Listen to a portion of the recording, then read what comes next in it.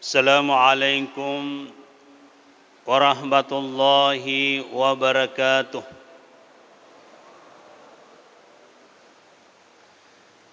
Bismillahirrahmanirrahim. Alhamdulillahi rabbil alamin. Wal akibatu lil muttaqin wala udwana illa 'alal zalimin. Wassalatu wassalamu ala Rasulillah wa ala alihi wa ashabihi wa man tabi'ahum bi ihsan ila yaumiddin. Amma ba'd. Kaum muslimin dan muslimat, jamaah tarwih yang sama-sama dirahmati Allah Subhanahu wa taala. Alhamdulillah, pada tempatnya lah kita kembali bersama-sama selalu memanjatkan puji syukur kehadirat Allah Subhanahu wa taala. Karena dengan rahmatnya lah pula sehingga kita tak terasa kita sudah memasuki malam ke-10 di bulan suci Ramadan ini. Mudah-mudahan kita semua selalu berikan kesehatan, kekuatan, kesempatan untuk dapat memaksimalkan ibadah kita, insyaAllah.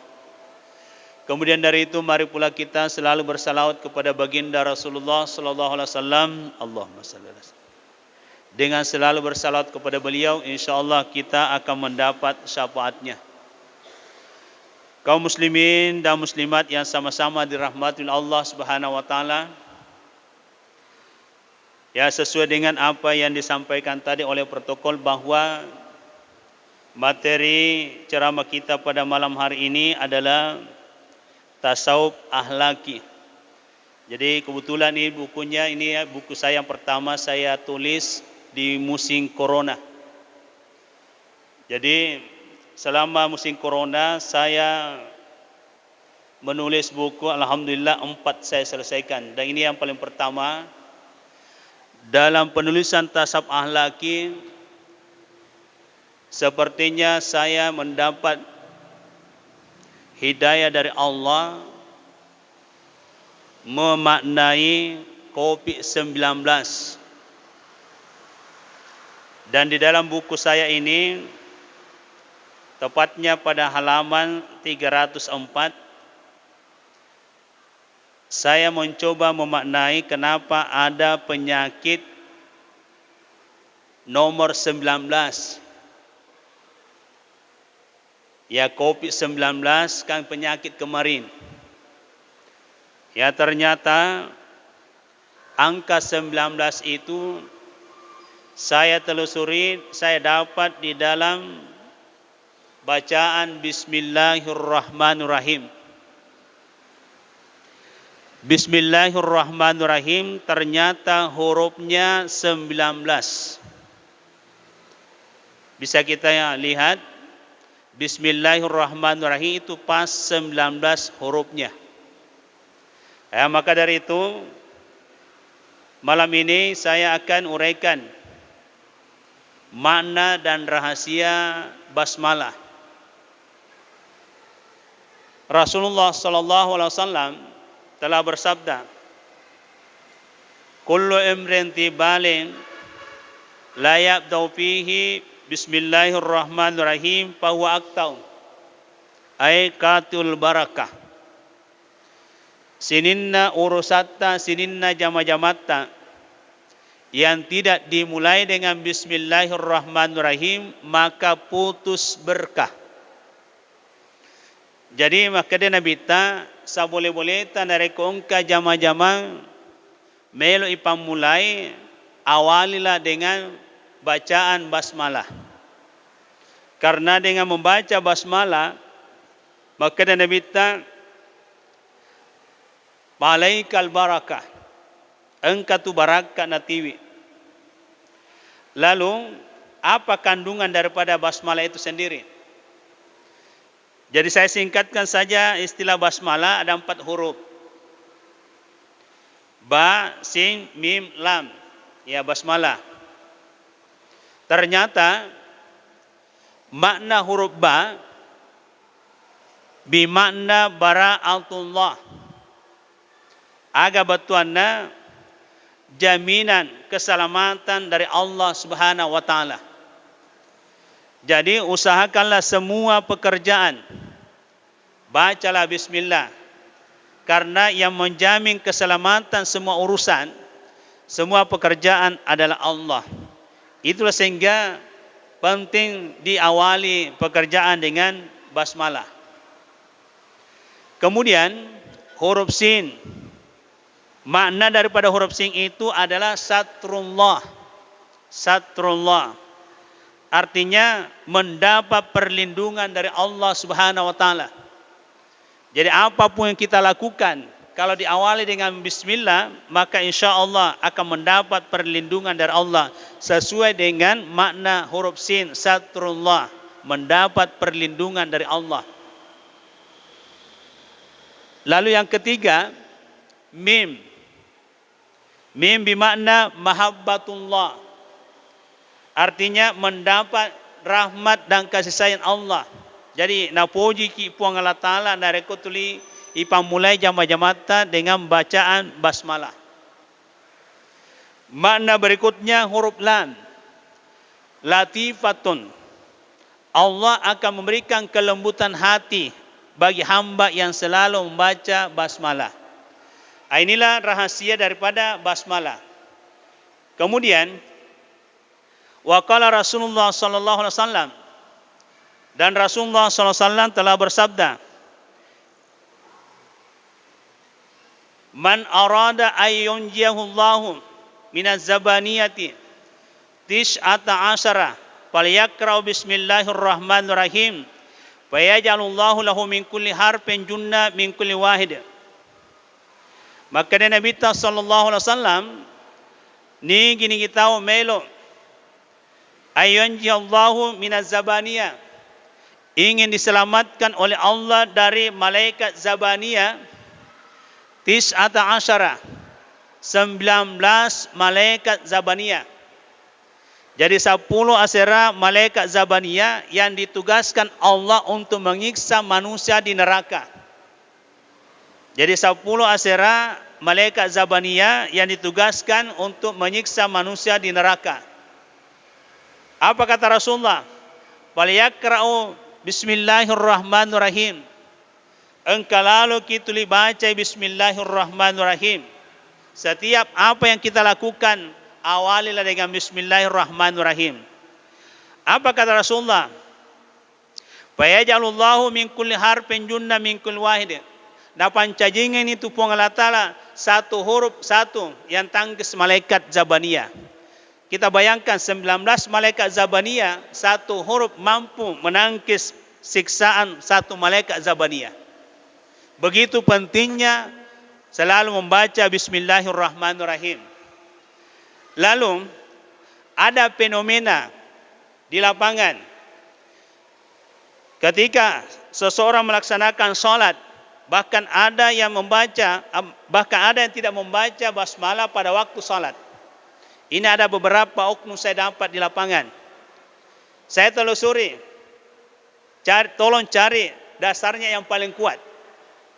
Karena yang saya dapatkan, Rasulullah sallallahu alaihi wasallam telah bersabda,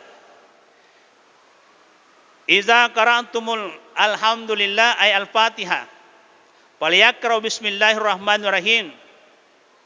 Innama ummul Quran wa ummul kitab wa sabul masani wa bismillahirrahmanirrahim." Hadis riwayat Al-Baihaqi. Maka Nabi SAW dari ko engka ki baca surah Al-Fatihah, engka lalu ki pamulai bismillahirrahmanirrahim. Nasaba lafaz bismillahirrahmanirrahim itu adalah ummul Quran, indukna Qurannya. Wa ummul kitab, induknya kita. Wasabul masani, dan 7 ayat 2 kali turun. Wa bismillahirrahmanirrahim, dan bismillahirrahmanirrahim adalah ayat pertama. Jadi ini yang dipedomani kita ini yang selalu membaca bismillah di awal salat atau pada bacaan Al-Fatihah. Memang ada hadis saya dapatkan itu dari Ibnu Abbas, Ibnu Umar. Di situ ada lafadznya bahwa saya pernah salat bersama Rasulullah, di belakangnya Rasulullah, saya tidak mendengar Fala asma. Bismillahirrahmanirrahim. Jadi kata fala asma itu hanya tidak dengar. Jadi biasanya disirkan saja seperti itu. Bukan berarti Rasulullah tidak membaca. Jadi itulah sehingga prakteknya saya lihat di lapangan itu ada yang membaca Bismillahirrahmanirrahim, dia sirkan Nabi Curimi, itu tidak ada masalah. Ada juga yang besarkan. Nah, di antara dua pendapat itu saya lebih condong sekalian besarkan saja basmalahnya supaya tidak menimbulkan masalah yang lain. Itulah yang kita lakukan, kita laksanakan di kalangan DDI supaya tidak menimbulkan masalah. Jadi supaya umat itu apalagi kalau sementara belajar dia bingung. Kegana makasing ipalopo bismillah ya rege bicuri. Jadi dari beberapa referensi yang saya kumpulkan Bapak Ibu, maka yang paling tepat, paling bagus itu tidak memunculkan masalah palopo bawane bismillah ta dari kumasam pajaki. Aja napa bicuri. Hadirin hadirat yang dirahmati Allah Subhanahu wa taala. Kemudian apalagi kandungan daripada bacaan basmalah. Di dalam kitab Tasawuf Akhlaki yang saya tulis ini, siapa yang membaca basmalah setiap melakukan sesuatu dan dia amalkan 19 amalan, maka dapat dijamin oleh Allah Subhanahu wa taala untuk selalu mendapatkan rahmat dan berkah dalam kehidupannya. Jadi siapa yang mengamalkan 19 makna daripada basmalah ini, Allah akan berikan, Allah akan jamin selalu rahmat dan berkah dalam kehidupan sehari-hari hamba. Yang pertama, makna daripada angka 19, yang pertama yang dari itu selalu melakukan kebaikan. Pastabikul khairat. Jadi batuan dari kongkar ikan deceng, jangan kita ketinggalan. Itu satu. Yang kedua, selalu berkata jujur. Engkau lalu kitu lima lempu. Yang ketiga, selalu bekerja dengan sungguh-sungguh. Jadi dari kongkar jama-jamata harus serius, jangan setengah-tengah. Itu yang ketiga. Yang keempat, pemaaf, jangan dendam. Yang kelima, suka menolong orang lain. Yang keenam, pandai bersyukur. Yang ketujuh, sabar dan tabah. Yang kedelapan, malu berbuat yang kurang baik. Yang kesembilan, tawakal setelah melakukan ikhtiar. Yang kesepuluh, zuhud, artinya tidak diperbudak oleh materi duniawi. Yang ke-11, selalu ingat Allah. Yang ke-12, selalu mengingat kematian. Yang ke-13, selalu mengoreksi dirinya. Yang ke-14, berani pada yang benar. Yang ke-15, merasa cukup apa yang ada pada dirinya. Yang ke-16, mencintai sesama manusia. Yang ke-17, pandai menghormati dan menghargai orang lain. Yang ke-18, berbakti kepada kedua orang tua. Yang ke-19, bertakwa kepada Allah, artinya selalu hati-hati dimanapun dia berada. Ini 19 amalan di dalam kitab yang saya tulis ini, insya Allah dijamin keberkahan dan rahmat dalam kehidupan sehari-harinya. Sehingga saya mencoba menelusuri lagi. Rahmat dan berkah Allah ternyata adalah kebutuhan pokok pada batin kita. Apa yang dimaksud rahmat dan berkah? Rahmat Allah adalah anugerah Pak Berena Puang Allah Ta'ala yang dapat menenangkan, menerangkan hati dan jiwa dan dapat menolak mara bahaya. Lalu yang kedua, berkah. Kata Imam Al-Ghazali, al-barakah ziyadatul khairi was sa'adah. Yaitu rasanya barakah, semakin bertambah kebaikan dalam kehidupan kita, wasa'ada, dan semakin bahagia. Itulah berkah dan rahmat yang kita butuhkan siang dan malam. Jadi untuk mendapatkan berkah dan rahmat ya siang dan malam itu ada 19 amalan. Karena makna daripada Bismillahirrahmanirrahim 19 juga hurufnya. Lalu lanjut dari itu, kenapa basmalah diawali dengan huruf ba? Satu titiknya. Apa maknanya? Itu mengingatkan bahwa manusia itu berasal dari satu titik. Manusia itu ada dua unsur. Unsur jasmani dan unsur rohani. Unsur jasmani dari setetes air mani. Unsur rohani dari setitik cahaya. Jadi disinilah kita harus pahami bahwa yerotubuta dua unsur dan harus kita kenali baik-baik. Jadi unsur rohani setitik cahaya. Setitik cahaya itu adalah Sang Maha Cahaya. Dan dia ingin dikenal. Lalu dia berdiri, cahaya itu berdiri. Itulah huruf pertama di dalam Al-Quran. Alif. Napa sengen alena yener itu Allah. Jadi setitik cahaya inilah distilahkan anwar Sang Maha Cahaya. Roh kita itu nurul cahaya. Jadi roh kita itu berasal dari nurul anwar. Jadi cahaya, jadi nyawata adalah cahaya, anwar adalah Sang Maha Cahaya. Di sini kita kenali bahwa ternyata nyawata cahaya poleri puange yang ditransfer masuk ke dalam tubuh kita. Nah, tubuh kita itu berasal dari tanah. Yang selama ini kita pahami bahwa yero ini rupa tawe asal kejadian kita dari tanah. Betul, itu jasmani kita, tubuh tak poleri tanah. Tapi yang jarang digali sekarang itu adalah rohnya itu dari mana. Ternyata saya dapatkan dalam kajian buku yang ke-6 itu, insya Allah sebentar subuh kita akan perdalam. Roh itu ternyata cahaya, nurul anwar. Jadi itulah sehingga ketika ada seseorang dicabut rohnya dari tubuhnya, apa yang biasa kita baca, inna lillahi wa inna ilaihi raji'un.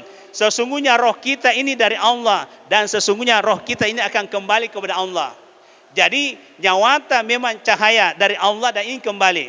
Nah, lanjut dari itu, ketika roh dicabut dari tubuh kita, di situ saya lihat bahwa roh manusia itu ada dua model. Ada roh mukmin, ada roh kafir. Ada roh mukmin, ada roh kafir. Ketika roh mukmin dicabut dari tubuhnya, roh itu harum sekali, mabau lade. Sehingga ada riwayat menyebutkan bahwa dari cabut nyawana mukminnya serentak 7 pintu langit terbuka semua. Karena malaikat mulai dari penjaga langit pertama sampai langit ke-7 penasaran. Siapakah roh yang harum sekali dicabut oleh malaikat maut. Maka dia buka pintu langit. Menyambut kedatangannya roh mukmin naik ke Sidratul Muntaha menghadap kepada Allah. Kenapa roh kita menghadap di Sidratul Muntaha? Ternyata antara roh kita dengan sholat itu satu paket, Pak. Ya, satu paket. Seandainya tandirkan nyawata digagas sempajang. Itu sehingga ada ungkapannya Ibnu Qayyim al-Jauziyah mengatakan as-salatu lazzatul arwah. Ia tumbuh sempajangnya kebutuhan utamanya nyawata. Jadi bisa kita evaluasi nyawata batuanda upanda nyawata tu lima ranaka tu lima kere-kere tu susah, berarti salatnya itu bermasalah. Karena salat dengan roh kita itu satu paket. Jadi makanya itulah sehingga ada statementnya Allah di dalam hadis qudsi itu, di situ dikatakan bahwa perbaiki salatmu, saya akan perbaiki kehidupanmu. Buktikan imanmu, saya akan buktikan kasih sayangku kepadamu. Jadi narekoangka rupa tahu selalu susah dalam hidupnya, berarti harus diperbaiki salatnya. Itu kuncinya, Pak. Ada orang mencari ketenangan lewat harta, lewat jabatan, dia tidak temukan ketenangan. Kalau harta saja dicari, bukan ketenangan akan muncul, hanya kesenangan. Kalau jabatan saja dicari, bukan ketenangan muncul, kesenangan. Makanya kita harus bedakan kesenangan dengan ketenangan. Kesenangan bisa diperoleh harta dengan jabatan, tapi belum tentu tenang. Tapi kalau ketenangan itu kita ada jalurnya. Alladzina amanu wa tatmainnu qulubuhum bi dzikrillah. Ala bi dzikrillah tatmainnul qulub. Orang-orang beriman mau tenang hatinya, mau tenteram jiwanya bi dzikrillah. Jadi bi dzikrillah di sini adalah salat. Zikrul Allah as-salat. Zikir kami nama tandre yang itu sempajangnya. Jadi kalau mau tenang hati kita, perbaiki salat. Hadirin hadirat yang dirahmati Allah Subhanahu wa taala. Jadi saya berkesimpulan bahwa untuk mendapatkan ketenangan hidup, keberkahan hidup, rahmat Allah, kesimpulannya adalah perbaiki salatnya. Dan insya Allah sebentar subuh kita akan lanjutkan kajiannya secara mendalam tentang cahaya. Demikian, wabillahi taufiq wal hidayah. Wassalamualaikum warahmatullahi wabarakatuh.